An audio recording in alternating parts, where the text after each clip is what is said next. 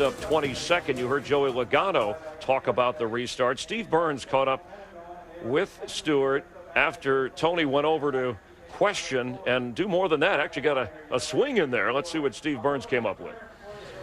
Well, Tony, what angered you at the end of the race? What did you take issue with? What the hell do you think I was mad about? Dumb little runs us clear down to the infield. He wants to about everybody else, and he's the one that drives like a little. I'm going to bust his ass. Thanks, Tony. Thank you. I'm going to bust his ass. Thanks, Tony. Thank you. Joey spun the tires on the restart, and, everybody had trouble with that. So, but it's not my fault that he spun the tires. And for a guy that's been complaining about how everybody else is driving here, and then him to do that, it's a double standard. He makes the choice. He makes the decision to run us down there. And when you run a driver down there, then you take responsibility of what happens after that. So, he's a tough guy on pit road as soon as one of his crew guys gets in the middle of it. Until then, he's a scared little kid, and then he wants to sit there and throw a water bottle at me. So he's going to learn a lesson, and he can run his mouth on Twitter and stuff all he wants tonight. I got plenty of people that are going to watch for that, and but it's time he learns a lesson. He's run his mouth long enough. He's sat there and done this double standard, and he's nothing but a little rich kid that has never had to work in his life. So he's going to learn with us working guys that had to work our way up how it works. Before all that, man, you came storming up through there at the end of this race. It was just pandemonium at the end. Take us through the on-track action there. I mean, we came in that one stop and got two tires and got an awesome restart on the outside that got us to third to begin with. So, I was proud of our restart. I was really proud of our team. Steve Addington did an awesome job, and these guys had awesome pit stops and made great changes all day. But I don't know what happened at the end. I think we had a tire going down, or if not, we got something else that actually happened. But it started right before the caution, and then it was really bad afterwards. But still no excuse for Joey to do what he did. It's and just tired of watching these little kids whine, and then they sit there and act tough when their crew guys get in the middle of it. And it's about time. If NASCAR wants to let the guys have at it, it shouldn't be any different in hockey. Let us have at it, and then when one guy goes to the ground, then it's over. Tony, he basically said after the race, he said, you know what, I blocked him. And he said early in the race, I wouldn't do that. End of the race, he would. Does that give him any excuse for that at that point? He still takes the responsibility on himself. I mean, he has that right. He has the choice to do that. I mean, he's in control of his car, but if he ever turns down a cross in front of me again, I don't care what lap it is, he won't make it through the other end of it. If I didn't hit the chip, he wouldn't have made it through turn one to begin with. So, I'm tired of these guys doing that stuff, and especially out of a kid that's been griping about everybody else, and then he does that the next week. I mean, he's sent Denny to the hospital and screwed our day up. So, he's talked the talk, but he hasn't walked the walk yet. He's always got his crew guys walking the walk for him. He said he wants to call you this week. Will you accept that phone call? Hell no. If he wants to talk about it, we'll talk about it. So after he threw the water bottle at me like a little girl, we'll go at it now. I'm not going to listen. I got nothing. I don't care what he has to say. It's just words right now. Actions speak louder than words. I'm going to bust his ass. Thanks, Tony. Thank you. Ralph? Well, we're here with Tony. All right, Tony, your perspective, what happened?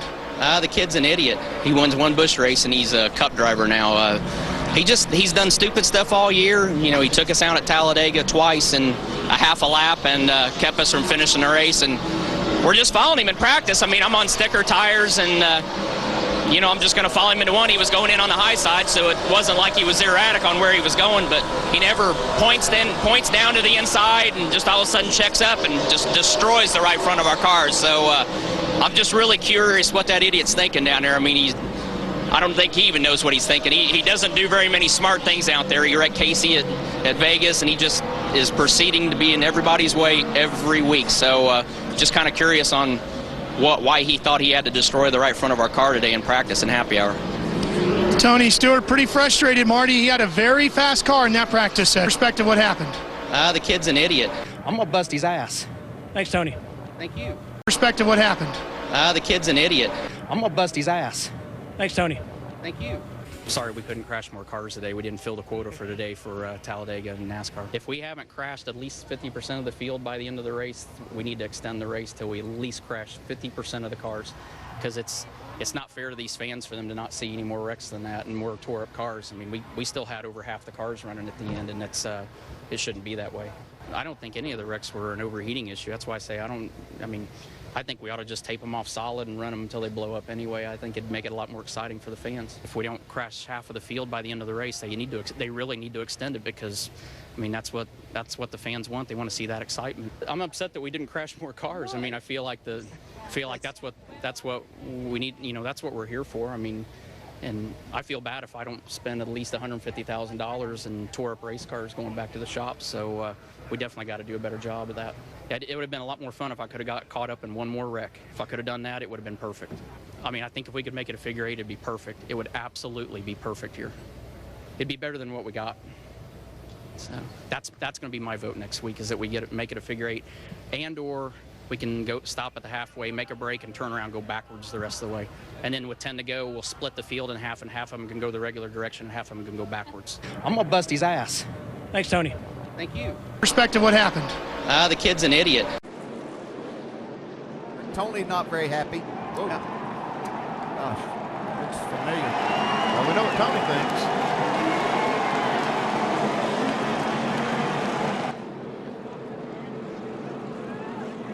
That's a perfect strike. That's a nice throw. You just used one hand, didn't you? Yeah, I'm right. I think he's got both hands. Look at him. And the southpaw, too. Yeah. We were definitely faster than Matt after that restart. And checked up twice to not run over him, and I learned my lesson there. I'm going to run over him every chance I got from now to the end of the year, every chance I got. You'll get that helmet back. Your aim was precise. I don't give a crap. Perspective, what happened? The kid's an idiot. I'm going to bust his ass. Thanks, Tony. Thank you. TW, well, speaking of Addington, can he help you here? Because you got to win here, but man, you struggled here for the last several races. All right, now I got hit on the other side, so that's why my volume's changing. You got a lot of good friends down there. Yeah. I hope this is all I get roughed up today is before the race, not on the track here. What'd you say again? Perspective, what happened? The kid's an idiot. I'm going to bust his ass. Thanks, Tony. Thank you. We've been friends for a long time, and I've driven for you for a long, well, actually I've driven for your wife for a long time. But, you know, a lot of times in the motorhome lot, we're parked next to each other, and wake up one morning and get on my uniform and get ready for practice and realize that I've come outside and it's 2 hours fast on my clock. And so I think Kevin has come in the night before and got in my clock, set it 2 hours fast. So this bus driver says that they're awake and inside and Kevin's getting ready. So I run inside real quick thinking that I was actually looking more forward to jumping in bed with Delana than I was seeing Kevin. Yet did I realize how bad of an idea it really was when I got there, because Kevin's in the shower, and instead of worrying about me jumping in bed with his wife, he's worried about taking his finger and covering himself up.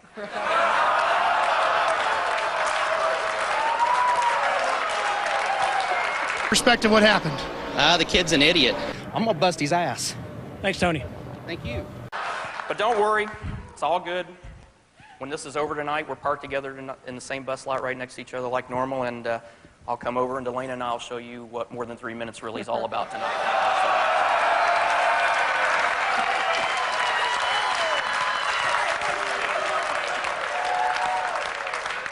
Perspective, what happened? The kid's an idiot. I'm going to bust his ass. Thanks, Tony. Thank you. Third straight race, there's been no wreck. I mean, does that amaze you? Have you ever seen anything like that? David, only you'd think about stuff like that. I don't know about what you think of during the race, but I try to figure out how to win the race and make my car go fast. I don't sit there and think of that petty crap that you think of. Press box. Glad to see you're back to form. Perspective, what happened? The kid's an idiot. I'm going to bust his ass. Thanks, Tony. Thank you. What's the situation like for you right now? We have finished 18th or better. Same thing as you've known all week. You talk about the pressure. Do you feel any pressure? Does this feel like a normal week? The pressure is all the media standing here. I mean, we're doing the same thing we always do every week. It's you guys asking us the same questions for 8 straight weeks in a row is annoying as hell. So that's where the pressure's coming in, is because we're answering the same thing that we answered for the last 7 straight weeks. That's where it gets annoying after a while and gets to be very monotonous. What should we be asking you? I don't know. I don't do your job. Well, I mean, I think that we come up with something original. This particular week, I think that's unfair. Right. All right. Jenna. All right. Here's the thing. This is All I care about is what I'm doing this week. I'm not worried about what's going to make your article this week. So if it doesn't make my race car go fast, I really don't care about it right now. I got a lot of things going on.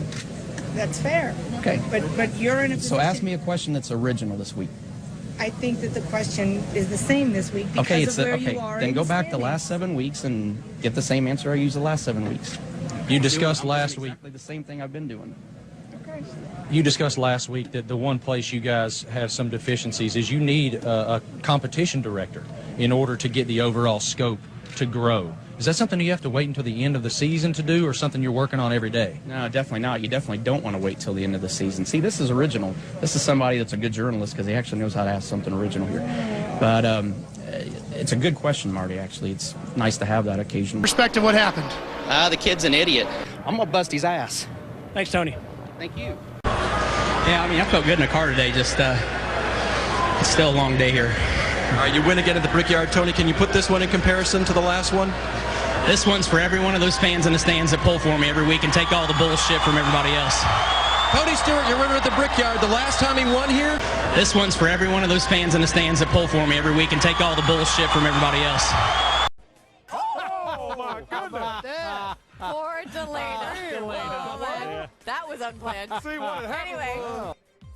I'm going to bust his ass. Thanks, Tony. Thank you. Damage. Sorry, guys. Okay, boys. Yeah, we got a lot of damage.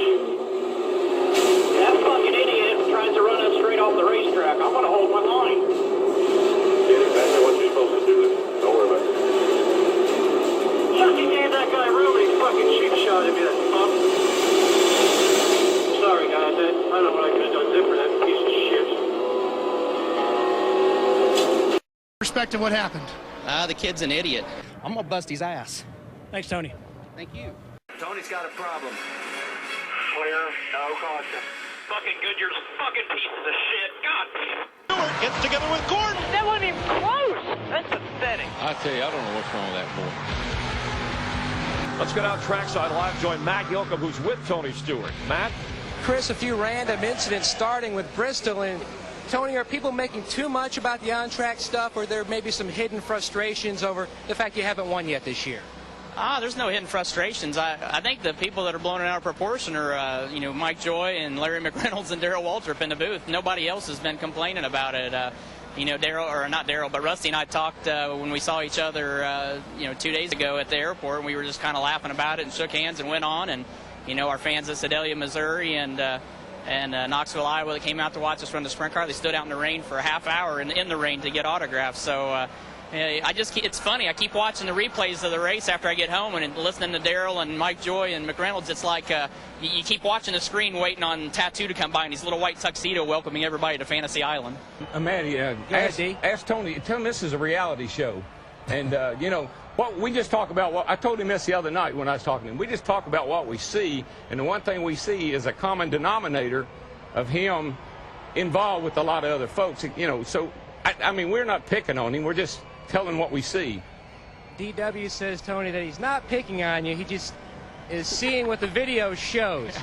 Yeah, I know. Darrell's memory kind of gets a little screwed up sometimes. I guess he forgets that with all the rule changes he wants NASCAR to make, he forgets that if they changed the rules and took the champions provisional away, he wouldn't have been able to race the last 2 years. So I know Darrell's doing what he has to do at his job, but I think there's a lot of times what you see on the screen isn't the whole total story, and I think they've done a real good job in the booth of blowing things way out of proportion like they normally do. I guess that's probably what they need for ratings, which I think our sport's doing a pretty good job of ratings without having to butcher up what they see on the screen. Perspective, what happened?